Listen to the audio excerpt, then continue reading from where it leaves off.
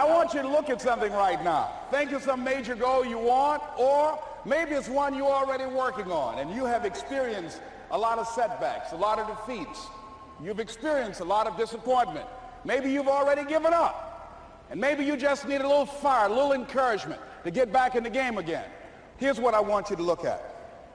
There are winners, and there are losers, and there are people who have not discovered how to win.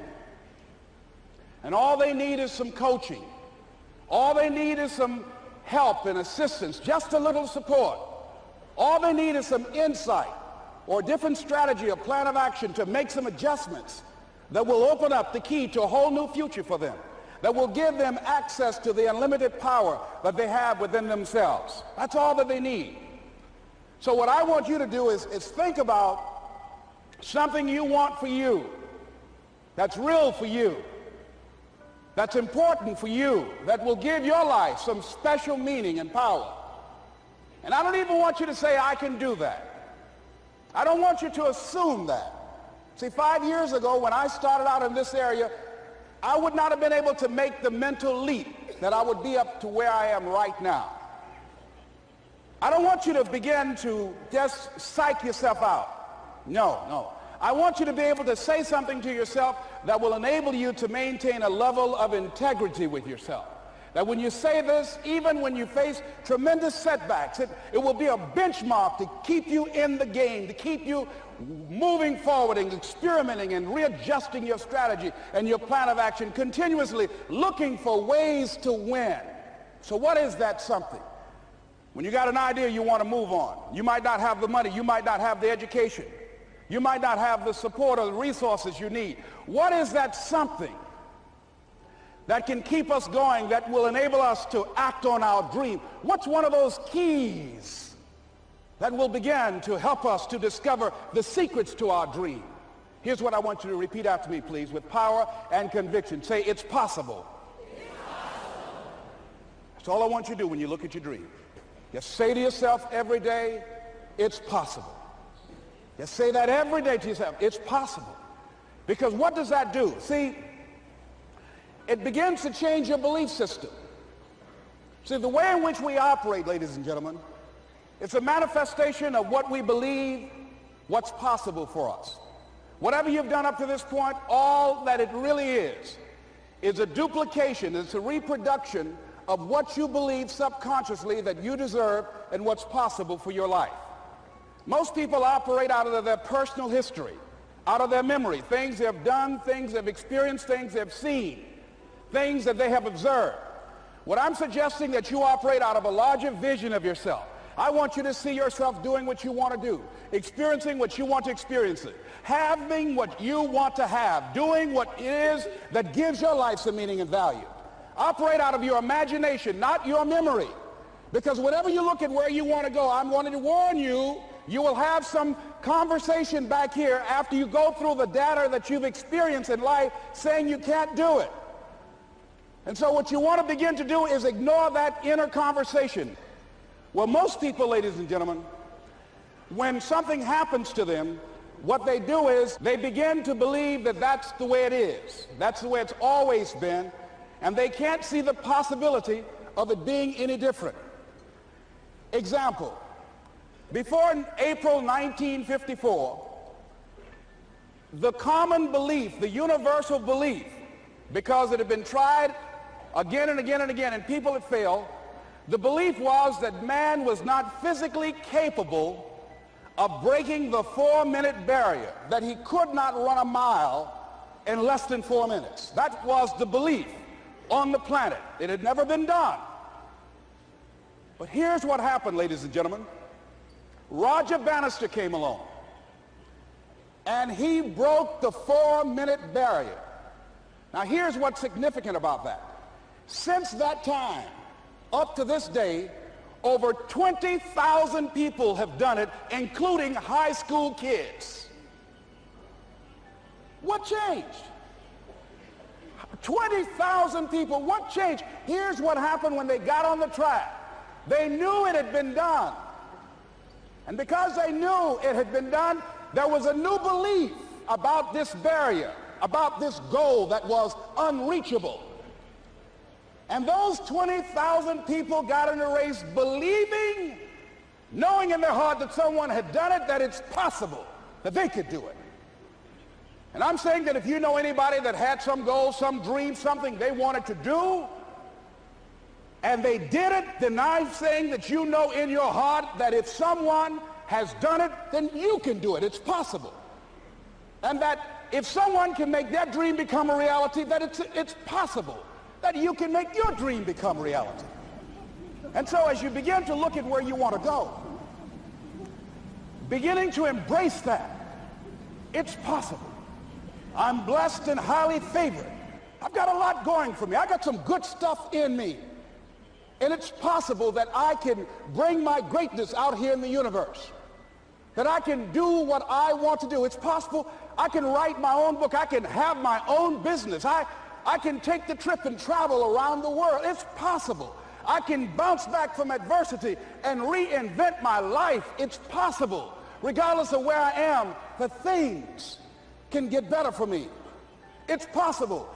I'm thinking about two men right here in Chicago who are fairly successful, similar background, educated. They worked for a corporation for many years, and they were among many people that were laid off. Two guys who were very good friends. One went out looking for a job for several weeks along with the other one, and they faced disappointment and rejection again and again and again. They couldn't find any work, which is the story of many people across this country. One guy stopped. He became discouraged. He stopped going. He stayed home looking at television, became very argumentative and toxic with his wife, drinking beer, getting on the phone, talking to his other negative, unemployed friends. And he just gave up. The other guy kept looking for a job everywhere he could go. Every time he could get an opportunity, kept asking people, networking, checking the newspapers every day. Kept going everywhere he could, trying to find a job. You have too much education. You're overqualified. You won't be here long enough. He kept going. He kept going. He went to a place and said, look here, I tell you what, if you can't hire me, and I know you can use my talents, abilities, and skills, I don't want to sit home and do nothing. Just let me do some volunteer work. You don't have to give me anything, all right? I just want to work. I want to be busy. Guy said, okay, it's on you now, but don't expect me to give you anything. It's okay. This guy came in and worked. He was the first one there. The last one to leave was the best employee there. About 4 weeks later, one of the top managers quit. They were looking for a replacement. Guess who they selected? This other guy. This guy who was volunteering his time. He got the job. What was the difference between the two men? Eyesight and mindsight. Eyesight is judging on what you see. Judging according to appearances. But mindsight is how you interpret what you see. One guy said, it's not possible, it's over, I'm finished. I can't do it. I can't make it. He surrendered. I've faced rejection again and again. I'm not going anymore. There are no jobs out there. But this other guy, he felt that in spite of the no's and rejections, in spite of how bad the economy is, in spite of what the newspapers are saying, that it's possible that somebody somewhere will give me a job. He just kept going, thinking it was possible. And guess what, ladies and gentlemen? That's what we have to do with our dreams. Because things happen to you in life that you can never, ever anticipate. And many times when those things happen, you want to give up.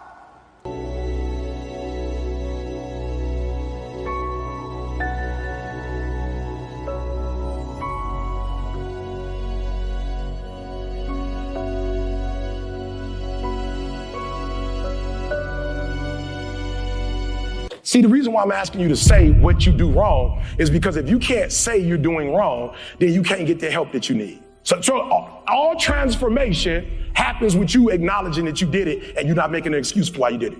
You can't overcome anything you lie about or anything you tell the truth about, but you have an excuse for why you did it. Because what an excuse is saying is, I have a reason to do this, and anytime the enemy creates these circumstances, I'm going to do it again. So the only way you can be free from it is to acknowledge it, and to acknowledge that it's wrong, and to acknowledge that it separates you and God. Okay, I want to help somebody. I'm going to say it one more time. So we call it beautiful, whatever that was. But the enemy got him through his eyes. You need to know where your enemy is getting you from so that you can switch it up. So now what David needs to be doing is saying, either God take away beauty, which God ain't getting ready to do, but he can say, when I see beauty, allow me to respond different than how I respond. Because this beauty was beauty. This was a different type. Watch what this does. And as soon as he saw her, David sent someone to go get her. It's a different kind. This the kind of beauty that make you stop what you was doing and do something you ain't supposed to be doing. This David like, whoa. Now it's one thing if David would have been like, whoa, that's beautiful. Wow. God, God, you have done wonderful things. Praise ye the Lord. Amen. You can't take nothing. You know if God creating stuff is going to be beautiful.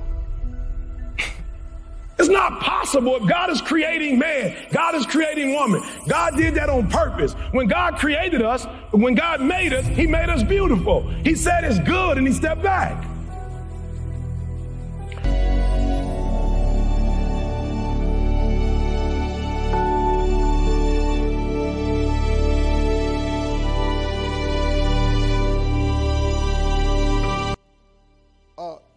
Don't forget to pray. But don't be ashamed to pray. And don't be too proud to pray. Because prayer changes things. Listen to me. I don't care how dark it look for you. I don't care what they done said to you. I don't care what the verdict is. I don't care what the haters say. Prayer changes things. I'm talking to a girl that I grew up on a block, man, that it didn't breed success. A lot of people on our block ain't here no more, man. I grew up in a place, man, that was you had to be something else, you come up out of there. Prayer changes things.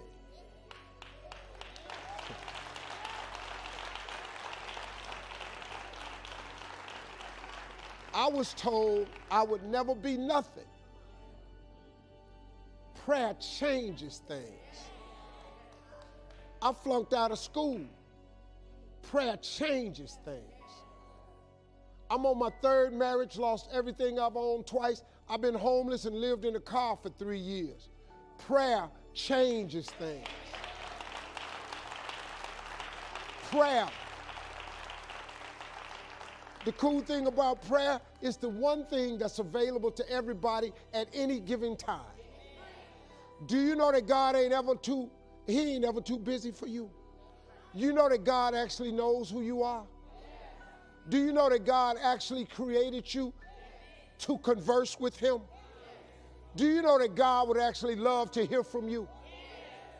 Do you know that I like talking to him even when I don't really need nothing? So when I do need something, I don't want to have to introduce myself to him.